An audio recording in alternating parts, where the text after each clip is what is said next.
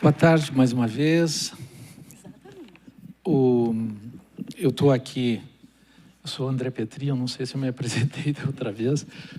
Estou com a minha colega Angélica Santa Cruz, colega e amiga da Piauí. Vamos entrevistar o ministro Flávio Dino, cuja presença agradecemos muito, pela honra, pela deferência de que essa será, até onde eu sei, a primeira entrevista que o senhor dá a um veículo de imprensa desde que assumiu como ministro do Supremo Tribunal Federal.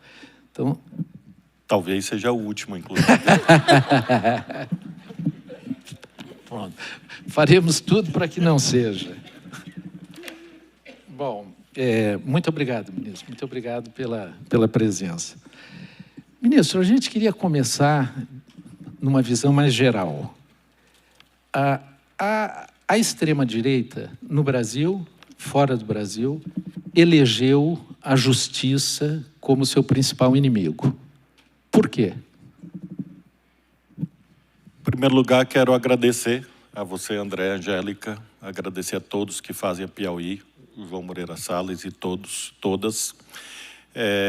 Saudar a coragem de vocês, coragem que está não só no conteúdo, eu diria nem sobretudo no conteúdo, mas na forma, pela forma que vocês escolheram. E quero elogiar também o mascote, porque é um bichinho simpático.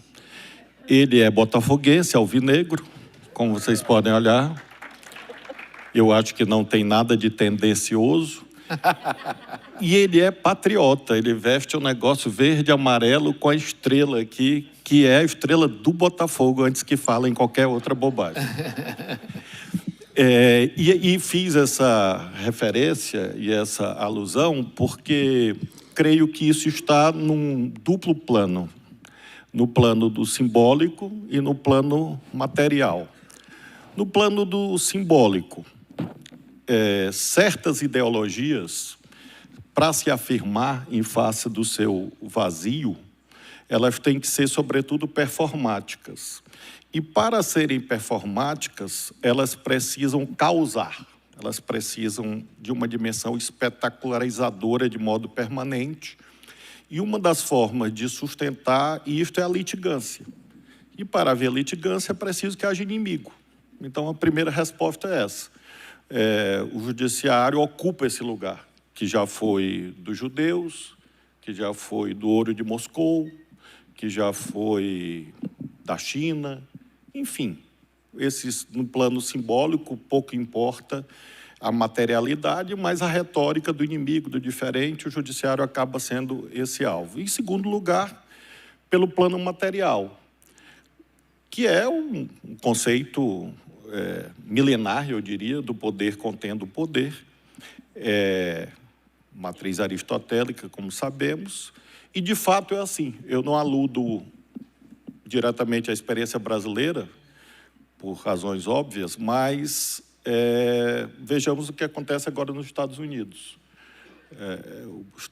A Suprema Corte dos Estados Unidos sempre teve um papel muito ativista, ao contrário do que se pensa. Na verdade, a pátria do ativismo, quem inventou o ativismo, inclusive a palavra ativismo, foram os Estados Unidos.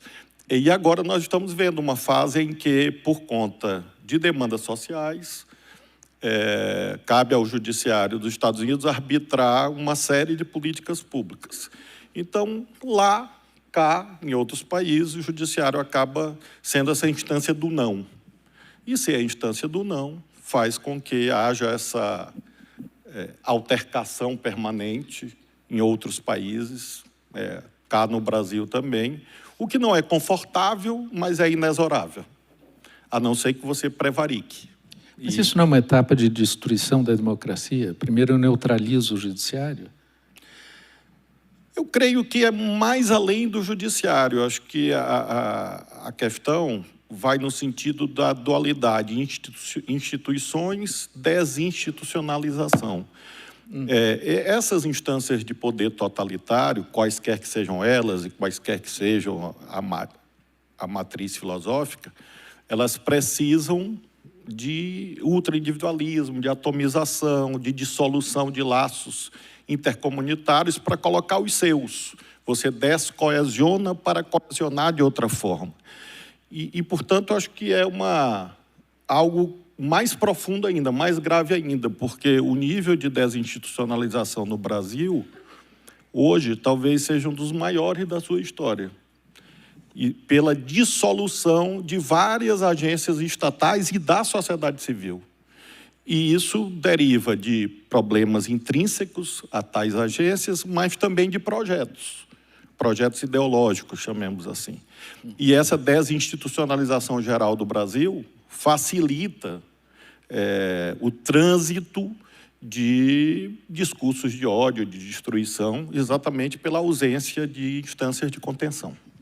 Agora, ministro, ainda nesse ponto, e trazendo mais um pouquinho para o noticiário do dia a dia, aliás, o senhor sempre com uma agenda trepidante, né? Do Ministério da Justiça para o STF, sempre ali nos grandes temas. Eu sou botafoguense, né? Botafoguense é sempre trepidante, não tem. Se parar, estranha, né?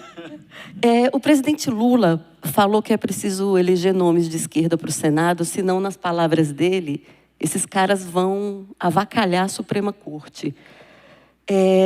O que o senhor acha dessa frase? Qual é a sua interpretação dela?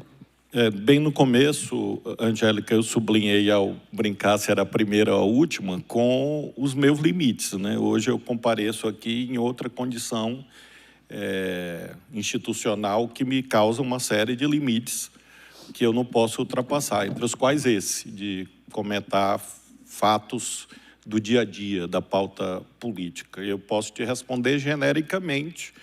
É evidente que, como mencionei, na medida em que o Supremo é chamado a resolver quase tudo, e isso é, a meu ver, uma contra-utopia, isso não é desejável, não é uma coisa boa, é uma imposição. É uma imposição dessa conjuntura, dessa esquina histórica, em que a falência de outras instâncias de arbitramento de conflitos levam a essa ultrajudicialização trepidante, como você menciona. Então, o Supremo sempre está muito exposto, os seus ministros sempre estão muito expostos, e isso, diferente do que, às vezes, uma certa análise diz, não deriva de uma opção individual. É o estilo, fulano de tal é ativista, põe ele no pelourinho que se resolve. Na verdade, pode até ser isso em algum momento, eu não vou fazer julgamentos nem de mim mesmo, nem dos outros, claro. Mas, do ponto de vista institucional, no momento em que as grandes disputas empresariais são arbitradas onde? No Supremo. As maiores disputas entre empresas são arbitradas no Supremo. Por escolha de quem? Do Supremo? Não, por escolha das empresas. No momento em que toda regulação, qualquer agência reguladora que vocês imaginarem, qualquer uma, os alvos da regulação, ou empresas ou consumidores, impugnam onde? No Judiciário. Todos, sem exceção, qualquer regulação relevante despenca no Supremo. No momento em que leis que poderiam ser votadas não são votadas, ou que leis são votadas sem um processo mais cuidadoso, chamemos assim. Isso vai para onde? Para o Supremo. Então, eu diria que, abstraindo a frase concreta, eu diria que essa é uma tendência que veio para ficar. Eu estou vendo aqui que, provavelmente, eu e o André somos os mais idosos aqui.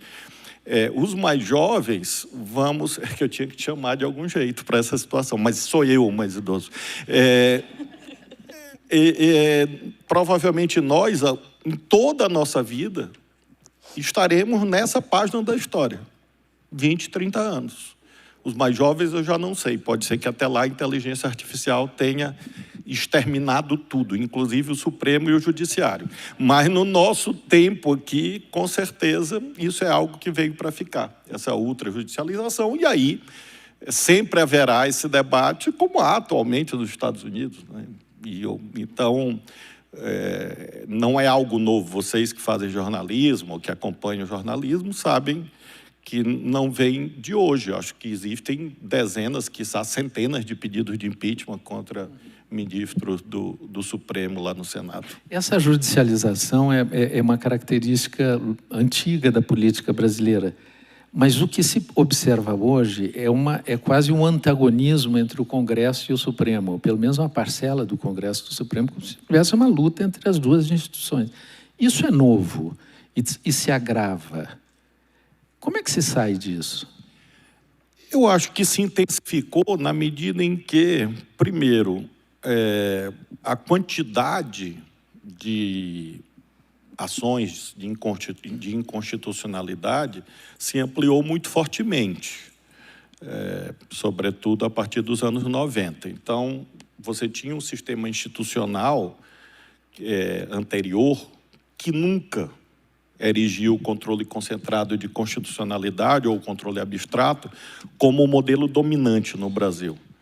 É curioso que isso nasce mais vivamente no seio da ditadura. A representação de inconstitucionalidade é uma invenção da ditadura para promover o enquadramento das legislações subnacionais. Então, era um propósito centralizador. E a representação de inconstitucionalidade, que vem ser a mãe do controle concentrado, tinha um monopólio de legitimidade. Só o Procurador-Geral da República podia questionar uma lei. E isso, em 88, é alterado muito drasticamente, e você tem um modelo bastante amplo de legitimação.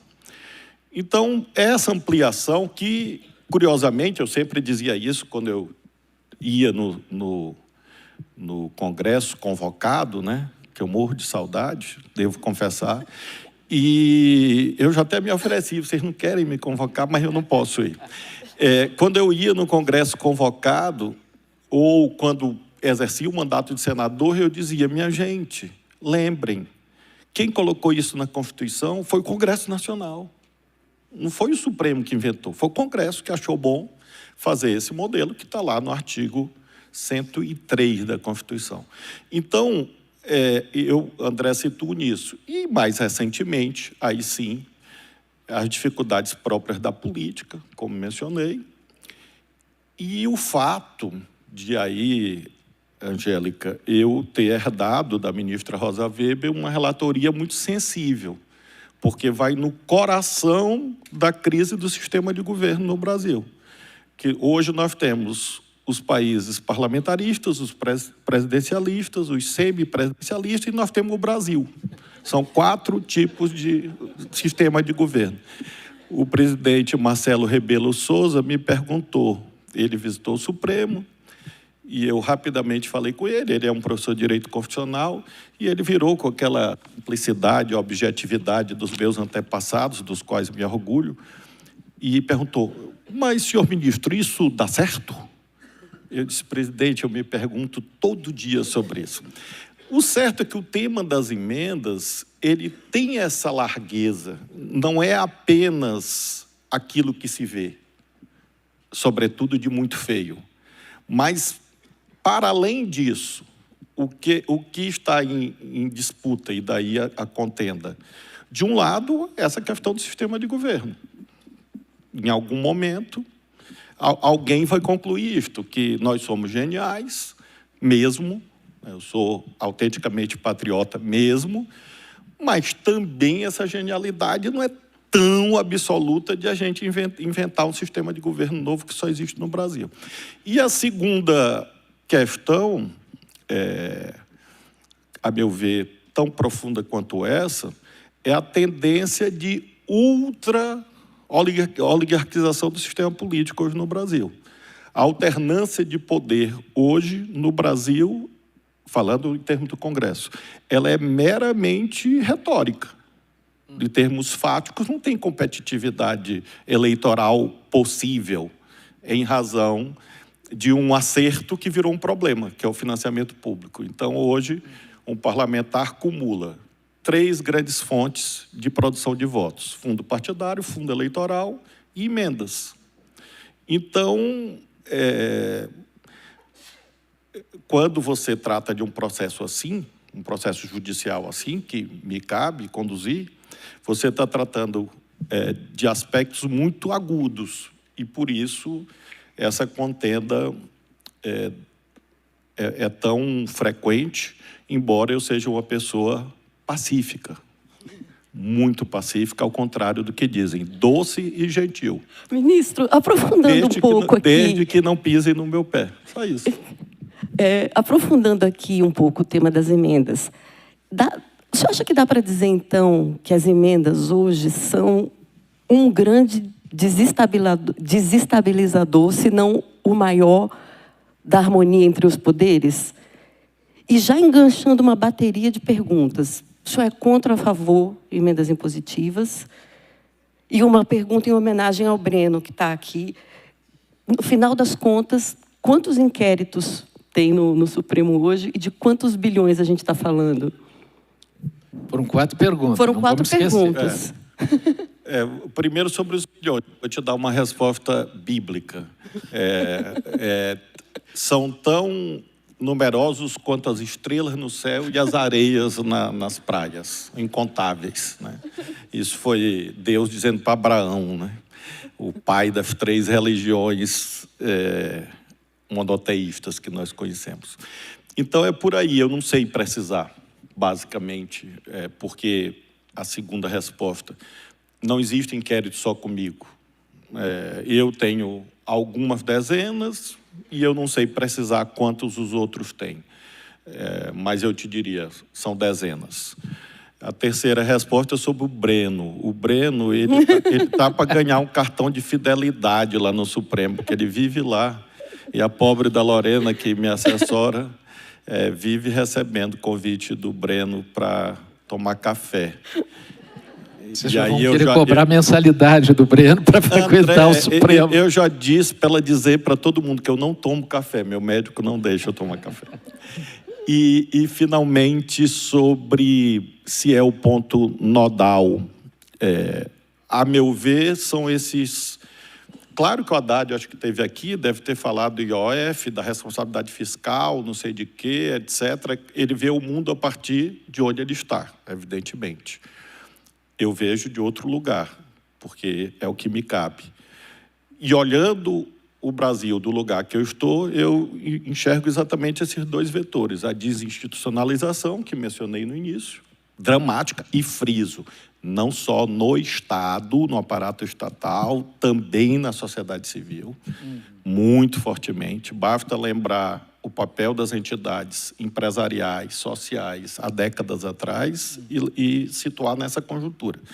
Então, eu vejo a desinstitucionalização e vejo esse tema da governabilidade, eu diria. Qual é o tema mais agudo da governabilidade? A cobertura do dia a dia vê o que vocês escrevem, o que a gente lê e que faz parte da vida. E não está errado. De fato, fulano não tem habilidade, não tem simpatia, tal frase não deveria ter sido dita. Tudo isso compõe a árvore, né? São os galhos, as folhas.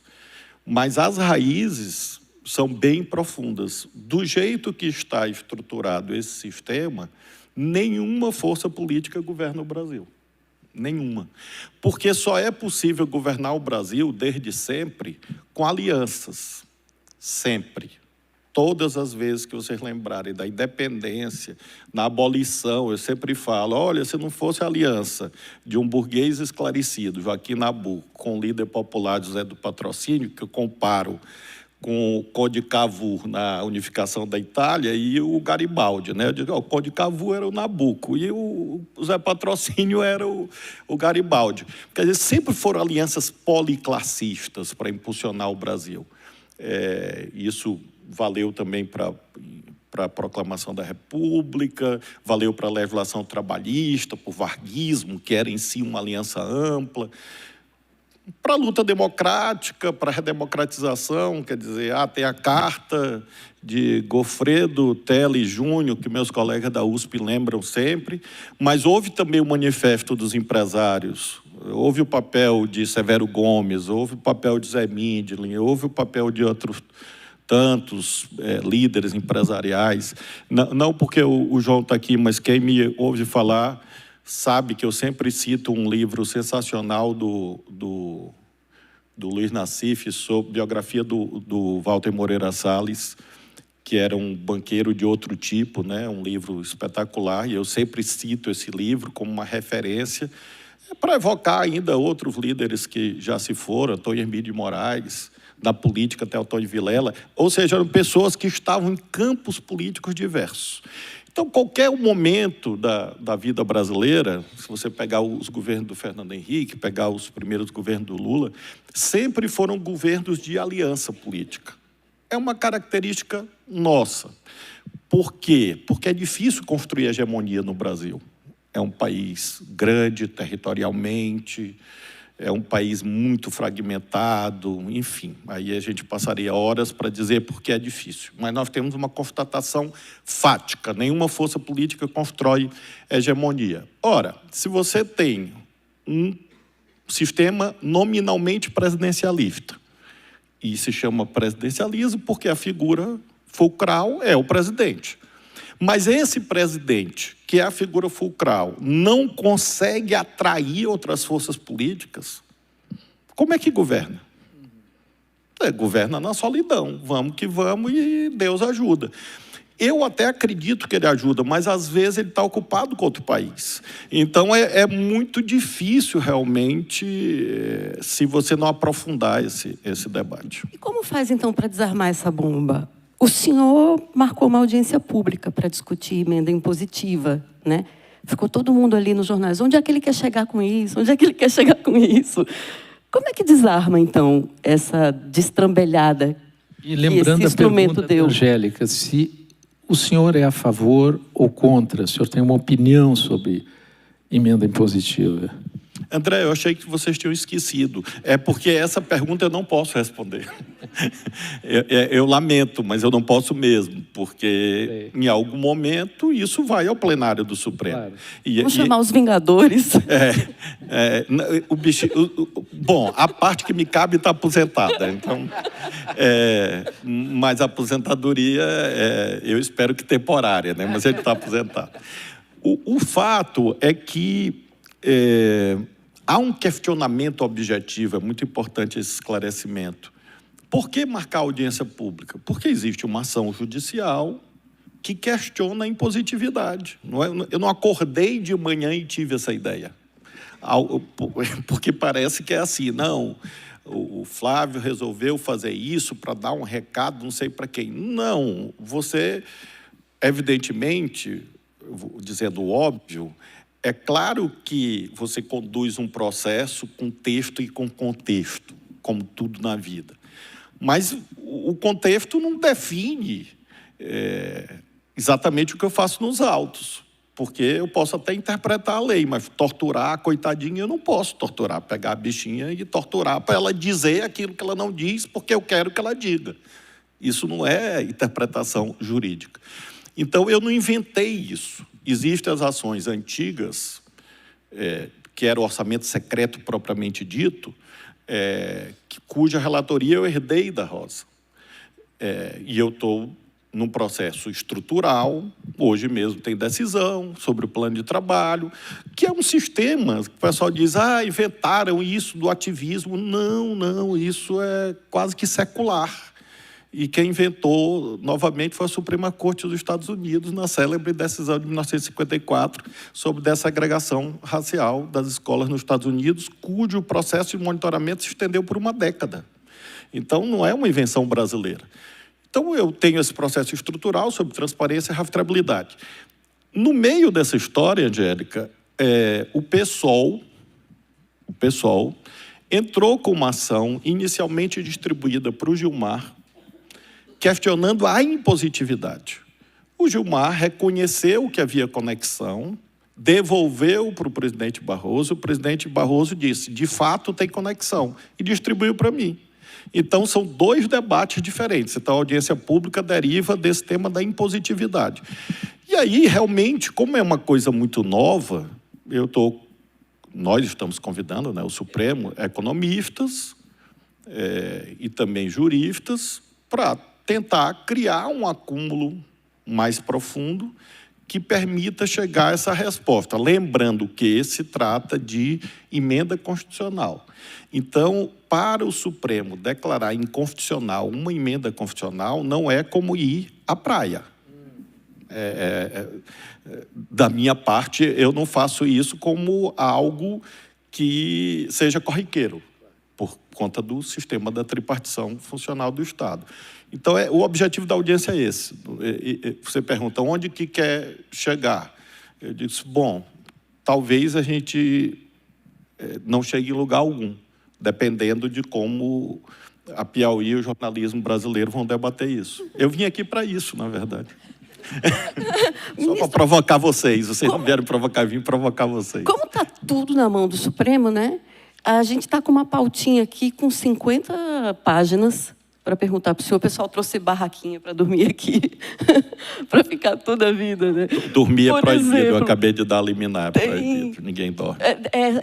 Por exemplo, o Supremo vai agora pautar a discussão sobre a regulação das redes sociais. Então, sendo bem objetiva na pergunta, o que a gente pode esperar disso? Vai ser, o ministro Gilmar Mendes falou há pouco tempo que isso pode ser um esboço, de fato, de um tema, inclusive, que o senhor já defendeu muito, né, que é a regulação. O que na prática, a gente pode esperar? Do que vai sair? E com o governo americano muito atento para isso agora, querendo punir Deus e o mundo, né, que limita, que taxa as redes sociais, empresária americana, aquela loucura que vem de lá, né? E, curiosamente, André, fazendo, ao mesmo tempo, monitoramento das redes. Né? É muito paradoxal isso, eu diria. Fazendo um monitoramento explícito, né? Por conta do debate sobre os estudantes estrangeiros nas universidades. No caso do Brasil, o que ocorre? Eu sou do tempo do Orkut, que é um troço que existia antigamente. E quando inventaram o Twitter, minha assessora da época chegou com essa novidade e eu passei... Em 2009 eu virei twitteiro. Então é um mundo que eu utilizei muito fortemente, hoje quase nunca, obviamente, embora de vez em quando poste no Instagram, mas valorizo, portanto, as redes sociais. Ocorre que em 2009 vinha a ideia de que ia ser um caminho da fraternidade universal. Quase o paraíso, o Éden de Adão e Eva, recomposto no mundo imaterial. E não foi isso, né? Não foi isso, não tem sido isso, eu não preciso demonstrar isso fortemente. A lei vigente, porque todo mundo sabe, a lei vigente é de 2014, a lei 12.965. Acho que o meu amigo Beto trabalhou nisso, numa das várias identidades que ele teve ao longo da vida. Ele já foi dos Vingadores lá atrás. O Beto deve ter trabalhado na 12.965. E o que a gente pode esperar, Angélica? Certamente o sistema legal instituído por essa lei não permanecerá nos mesmos termos. Isso, para mim, é uma certeza aritmética. Por quê? Porque 3 já votaram nessa direção, de não manter a 12.965 naqueles 2 artigos, o 19 e o 21. O 19 impõe para responsabilização a ordem judicial. E o 21 prevê um sistema de notificação extrajudicial, administrativa. Então, o debate gira em torno disso. Eu devo trazer alguns elementos um pouco diferentes disso, mas o certo é que é possível matematicamente prognosticar que você vai ter uma revisão desse marco da internet até que o Congresso legisle, que eu espero que aconteça algum dia, né? E quais elementos diferentes o senhor acha que vale a pena colocar em debate? Hoje, a quantidade de postagens, a intensidade, é muito maior do que 2014, evidentemente. Significa dizer que a danosidade é maior. Então, quando você tem, vamos fazer uma comparação com um argumento bélico, a regulação para revólver, espingarda, há 100 anos atrás, era uma. Quando surge a tecnologia nuclear, bomba nuclear, a regulação muda. Por quê? Porque o dano que uma bomba nuclear provoca é muito maior do que um tiro de revólver. Então, mal comparando, é isso. Quer dizer, o dano que os primórdios da internet causavam, do e-mail, com acesso discado, que era aquele barulhinho que os mais antigos vão lembrar e tudo, para conseguir conectar. O dano que o e-mail desse causava era equivalente ao boato da praça da igreja. Hoje, o dano que uma postagem causa, mesmo no cenário eleitoral, chegou ali o ministro Floriano, a eleição da Argentina agora, uma ferramenta de inteligência artificial pode alterar uma vida, determinar um suicídio, determinar o resultado de uma eleição.